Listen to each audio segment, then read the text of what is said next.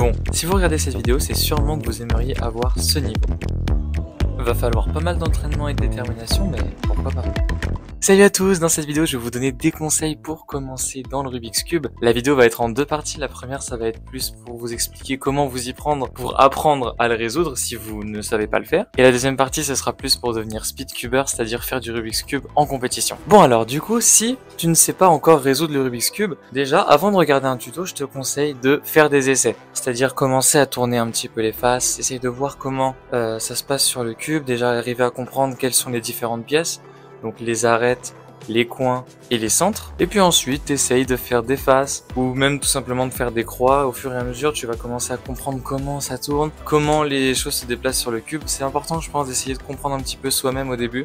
Donc quitte à passer plusieurs heures dessus, hein, franchement, c'est pas grave.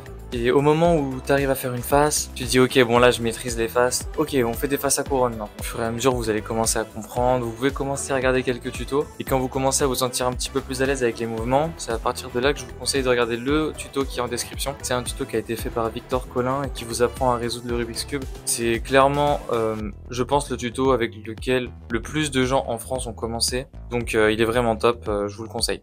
Maintenant que tu sais résoudre le 3x3, la prochaine étape, ça va être de devenir speedcuber. Alors être speedcuber, en fait, c'est de résoudre rapidement les Rubik's Cube et puis aussi de faire des compétitions. Alors ça peut faire peur comme ça de se dire ouais, les compétitions machin, mais en fait c'est trop bien parce que l'ambiance est toujours super cool. Les gens sont là pour s'entraider, donc c'est vraiment trop cool. Je te conseille d'aller faire des compétitions, mais bref, on n'en est pas encore là. Là tu sais tout juste résoudre un 3x3, donc je vais te donner quelques conseils pour t'améliorer et pour devenir un vrai speedcuber. La première étape, ça va être d'acheter un petit peu de matériel. Bon bah déjà on va éviter les cubes Rubik's comme ça qui tournent très mal. On va plutôt s'acheter des speedcubes comme des Moyu comme ça ou des GAN. Je vous conseille de regarder un petit peu sur internet ce que vous trouvez en fonction de votre budget. Pas forcément besoin de mettre un budget de ouf, mais achetez-vous un cube qui tourne bien parce que c'est vraiment pas mal. Et si possible quelque chose de magnétique. Pour commencer, c'est vraiment pas mal.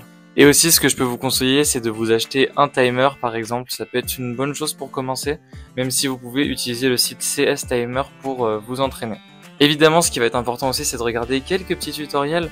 Forcément, on peut pas apprendre tout seul et cette vidéo-là n'est pas vraiment un tutoriel, donc l'objectif est de regarder quelques tutos qui vous permettent d'apprendre plus de méthodes, etc. Et aussi, ce qui va être important, c'est de tester d'autres cubes. C'est, je pense, une étape importante pour arriver à progresser et s'ouvrir à d'autres choses. C'est très intéressant de tester d'autres épreuves, comme le 2x2, le Pyraminx ou le Scube.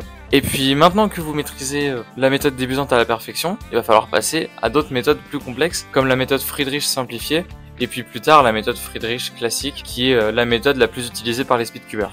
Maintenant, ça fait plusieurs semaines, voire plusieurs mois que tu as commencé à faire du Rubik's Cube. Tu commences à faire des temps pas mal, t'es content.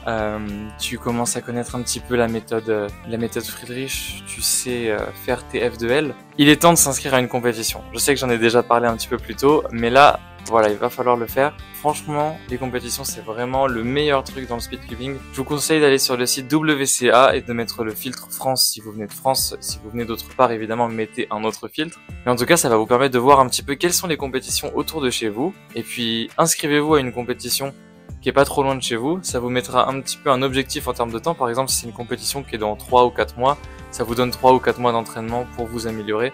Et ça peut énormément vous motiver pour progresser.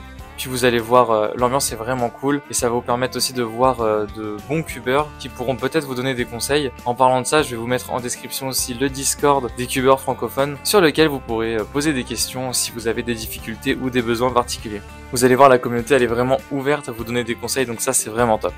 Bon là on va arriver à quelque chose que je maîtrise un petit peu moins parce que là on est à peu près au niveau que j'ai actuellement au Rubik's Cube. Donc forcément je vais pas pouvoir vous donner énormément de conseils parce que moi ça fait à peu près un an que j'en fais. Mais je vous conseille après tout ça de vous mettre un petit peu à des épreuves plus complexes comme par exemple le Square One, le 3x3 à l'aveugle, ou par exemple des gros cubes comme le 6x6, le 7x7. Ça peut être vachement intéressant et ça vous permet de continuer cette progression. Et puis évidemment ça vous met du challenge, donc c'est toujours très intéressant de se challenger.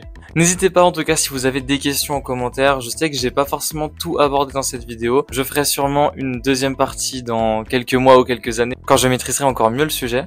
Mais ça m'a fait plaisir un petit peu de vous partager ça, et si ça peut aider des gens qui débutent, je pense que ça peut être très intéressant. Merci beaucoup d'avoir regardé cette vidéo et on se retrouve la semaine prochaine pour la vidéo du Shell Open 2024.